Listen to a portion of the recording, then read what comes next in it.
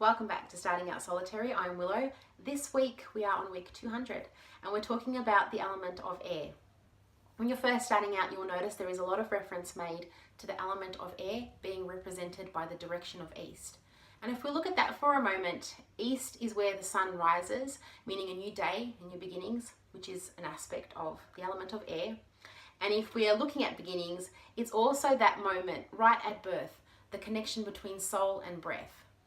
In Hinduism, they talk about prana of life or prana of life force energies, and we're constantly surrounded by those energies as we are with air. And to help flow with those energies, it is through breath. So again, air. It is an element that we can't see, but we most definitely know it exists because of the effects. We can see the branches swaying, the birds flying, or the smoke on our incense flowing. We can feel it on our skin. We can smell it in different aromas within the air, and that flow depends obviously on the airflow as well. And it can be both pleasant and unpleasant. Unfortunately, it doesn't discriminate. And we can also hear it. We can hear the wind itself, wind chimes, birds. You know, that the sound can be in the distance or near, it doesn't matter. For me, one of my tools that I use that is a representation of air is the wand. And because it is a tool that I use to direct my energy with, with my intention and with my thoughts. There was a beautiful little description, if you like, about the wand that really stuck with me, and I feel called to sharing that with you. And I can't remember where I got it from, so I can't even credit the person who wrote it or what have you, or where I found it. But it went a little bit like this.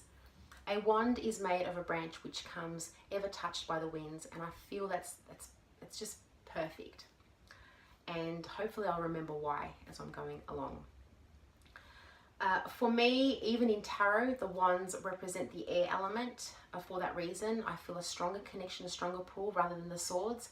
Some will say the swords are a representation of the air element because it allows us to hear something that we can't see, and that makes complete sense, given what I mentioned earlier. But for me, most definitely wands, I connect with wands as the element of air. So there are different tools that I have on my altar or that I use when I'm working with the air element. One of them, of course, is a bell, again, sound. So right before I'm about to perform ritual or spell work, I will ring it to set my intentions and focus my mind and bring that down to what I'm about to do. Also, I will use a bell or sound to cleanse as well, because of that energy, going through the air as well, that vibration. It clears away, shakes off any negative or icky feelings. Incense, of course, is another. And also, I have a little book about that big, a little leather book, something similar to this. Anyway, I should have brought it out, but it's much smaller. It's probably about so. And I have that as a representation for air. I'll just leave that down there. For air, depending on what spell work I'm doing or what my intentions are for that week or whatever duration of time, any knowledge, inspiration, clarity, or anything like that, I will do a little dot point in that little book. So I find that quite handy and useful for me as well. Feathers is another big thing that I use as a representation for air. Along with, of course, there are crystals and there are herbs, and there's a plethora of information available on the internet and books as to which ones. But sometimes I feel out. So sometimes in a book, I think I've said this many times, a certain plant, even a crystal, may say that it's water or may say that it's earth or what have you, but I definitely feel that it's more air for me. And I feel maybe on a personal level, because of my birth chart and the elements that are contained within that, it might spark or might inspire, I guess, the strength of the air element. I hope I'm making sense. Ways in which I use the air element to work with on a day-to-day basis. Obviously, so we've got air element is connected to communication, to clarity, to inspiration, to exchange, to name a few from the top of my head. I'll probably remember more as I'm going along. So it depends. If my communication becomes muffled or unclear, particularly Mercury retrograde as well, I may go outside. My most common thing that I do regularly is just stepping outside, even if it's windy or not windy. That doesn't bother me. I'm going out with the intentions of working with the element of air, and I simply just sit down and I close my eyes. And I firstly begin with paying attention to what I'm feeling. Could be an insect that's flying around, or if there is subtle wind blowing, or if there's strong winds blowing, you know, my hair moving around, or anything like that. And then I pay attention to the sounds as well around. And during that process, it depends on what I'm going through and how long it'll take and what have you. My thoughts start to come back into my head, but they may come back much clearer. So again, depending on what I'm going through at that time and how long it'll take. But definitely that's my go-to for clarity most of all. Also, generally speaking, the color yellow is associated with air.